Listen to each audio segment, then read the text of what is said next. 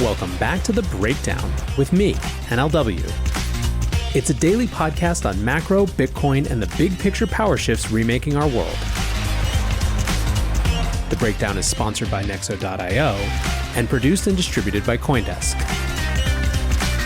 What's going on, guys? It is Sunday, January 31st, and that means it's time for Long Read Sunday.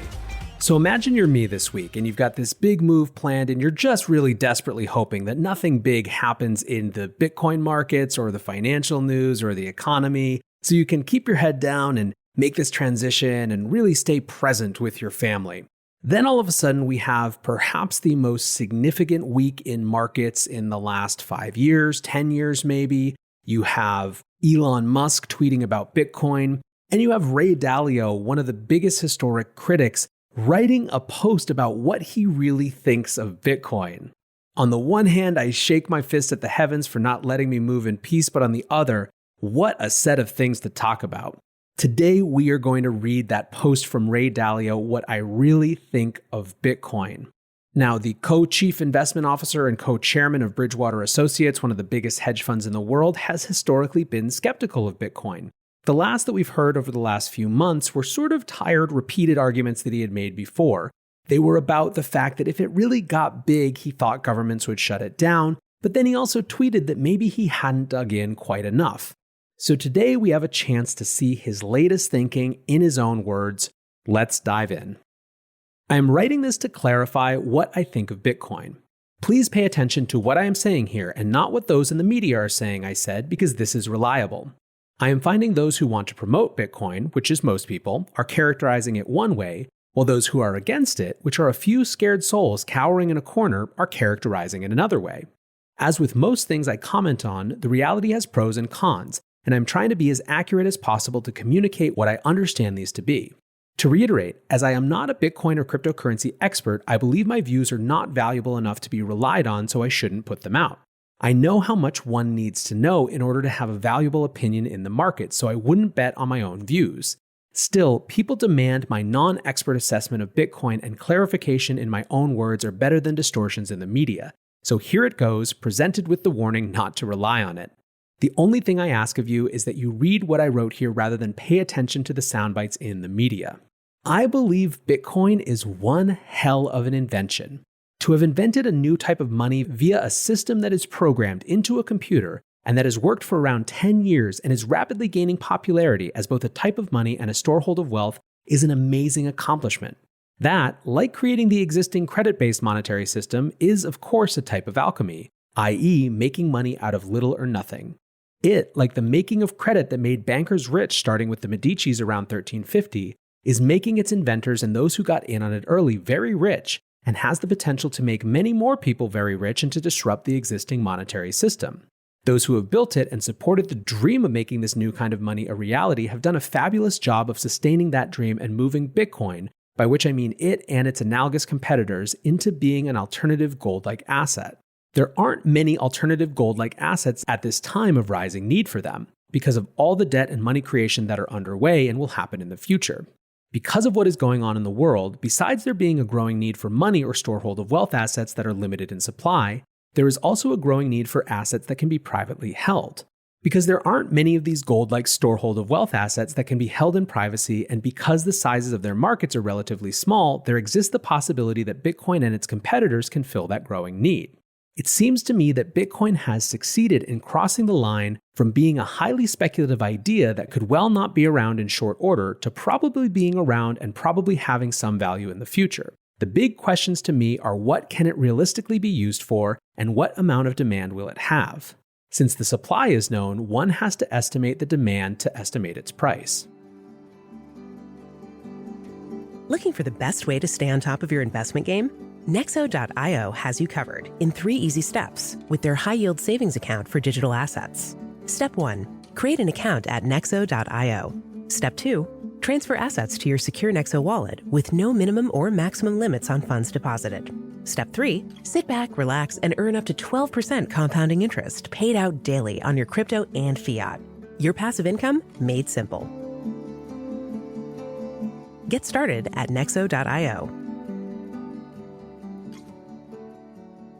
I should clarify what I said about its supply.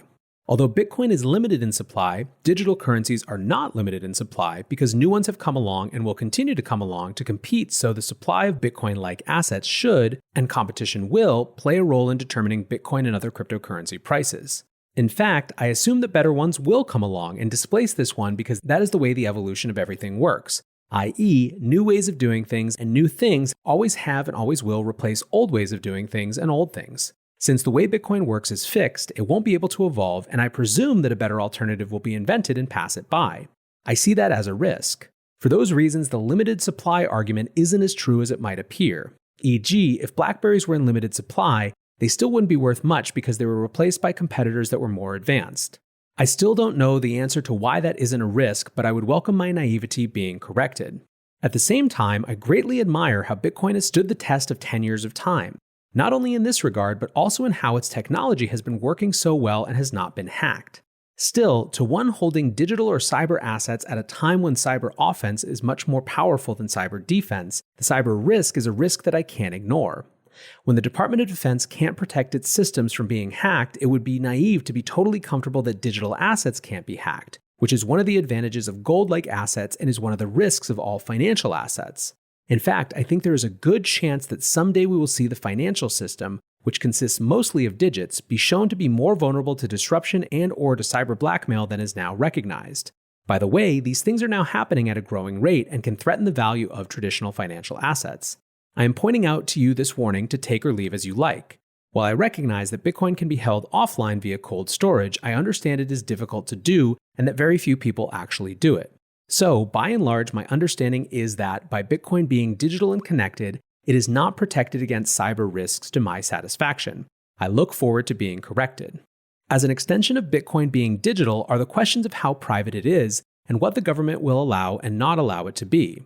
Regarding privacy, it appears that Bitcoin will unlikely be as private as some people surmise. It is, after all, a public ledger and a material amount of Bitcoin is held in a non-private manner. If the government and perhaps hackers want to see who has it, I doubt that privacy could be protected. Also, it appears to me that if the government wanted to get rid of its use, most of those who are using it wouldn't be able to use it, so the demand for it would plunge. Rather than it being far-fetched that the government would invade the privacy and/or prevent the use of Bitcoin and its competitors, it seems to me that the more successful it is, the more likely these possibilities would be. Starting with the formation of the first central bank, the Bank of England in 1694, for good logical reasons, governments wanted control over money, and they protected their abilities to have the only monies and credits within their borders. When I A, put myself in the shoes of government officials, B, see their actions, and C, hear what they say, it is hard for me to imagine they would allow Bitcoin or gold to be an obviously better choice than the money and credit that they are producing. I suspect that Bitcoin's biggest risk is being successful, because if it is successful, the government will try to kill it and they have a lot of power to succeed. As far as the supply and demand picture is concerned, while the supply is known, the long-term demand over the relevant long-term time horizon, because this is a long-duration asset, is tough to know, largely for reasons I mentioned. For example, since I view Bitcoin as being a gold-like alternative asset, I asked Rebecca Patterson and others at Bridgewater to calculate the value of private holdings of gold and then take percentages of those holdings and assume they were shifted to Bitcoin to diversify that type of holding. By way of example, what if 10% or 20% or 30 or 40 or 50% of private holdings of gold were shifted to Bitcoin to diversify holdings? Or what if 10 to 20% of those who built Bitcoin and got on its wagon wanted to diversify into other assets like gold and stocks? Or what if the government wanted to prohibit its use? Or what if, etc.? What would these scenarios look like? They paint a picture that is highly uncertain. That is why, to me, Bitcoin looks like a long-duration option on a highly unknown future that I could put an amount of money in that I wouldn't mind losing about 80% of. This is what Bitcoin looks like to a non-expert. I am eager to be corrected and learn more. On the other hand, believe me when I tell you that I and my colleagues at Bridgewater are intently focused on alternative storehold of wealth assets. So I don't want to go point by point and critique or correct Dalio's assumptions. I think that what this is meant to be is a couple things. First, it is a signal that he is now and Bridgewater are now taking this category of assets with Bitcoin at the lead seriously. I would view this as a recognition that he is at the beginning of his Bitcoin exploration in a serious way. If you want to take home one thing from this, that is the important one. That's the powerful one. I think the second takeaway is that this is an interesting insight into where the next generation of FUD or walls of worry might come from. We've discussed extensively this fear of government shutdown. I had an entire show with Ben Hunt and Alex Gladstein where they debated exactly this. I think there continues to be expressed in this a lingering idea of looking at Bitcoin in terms of its technology properties rather than its network effects, which is the wrong heuristic for understanding it. But that's something that can be corrected. It's not so much FUD, it's a mental realignment. Ultimately, like I said, I think that the take-home headline is that Dalio, someone who has historically not been willing to give this his time, is now paying attention and feels enough pressure, enough questions, enough force from the outside that not only do he and his firm need to dig into this, but he needed to make a starting statement about the point from which he was jumping off from. It'll be interesting to watch and hopefully shape his journey, and so I would encourage you to engage with the Dalios of the world in good faith until they give you reason not to. Anyways, guys, hope you enjoyed this little read. I appreciate you listening. Until tomorrow, be safe and take care of each other. Peace.